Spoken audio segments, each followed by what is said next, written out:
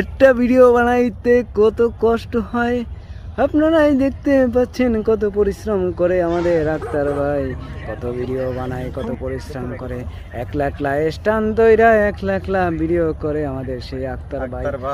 কত কষ্ট, কত কষ্ট এই পার্কে আইসা আক্তার ভাই। সেটা যদি আপনারা জানতেন তাহলে ভিডিওতে অবশ্যই লাইক করতেন, কমেন্টস করতেন।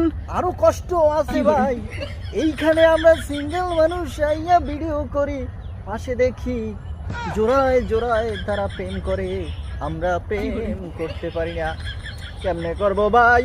সময়ের আগে বিয়ে করে ফেলেছি, এখন বউ বাচ্চা নিয়ে খুবই ব্যস্ত আছি। একদিকে টাকা ইনকাম করি, আর একদিকে বিভিন্ন পেশা নিয়ে দৌড়াদৌড়ি করি। আপনারা যারা ভিডিও বানান তারা এরকম কষ্ট করবেন আক্তার ভাইয়ের মতন, তাহলে সফলতা পাবেন। যদি বউ বাচ্চা থাকে তাহলে বউ বাচ্চাকে নিয়ে আপনারা ভিডিও করতে আসবেন না, এতে সংসার ভেঙে যাবে। যেমন আক্তার ভাইয়ের মাঝে মাঝে সংসার ভাঙার উপক্রম হয়, কিন্তু আমি গুছাইয়ে রাখি। আপনারা ভিডিও বানাবেন ভালো কথা, তবে পার্কে আইসা আক্তার ভাইয়ের মতো এদিক ওদিক তাকাবেন না। খুব কষ্ট হচ্ছে, কারণ বউ বাচ্চা বাসায় এসে একলা একলা ঘুরে একলা একলা ভিডিও বানায়, কি কইতে পারি না।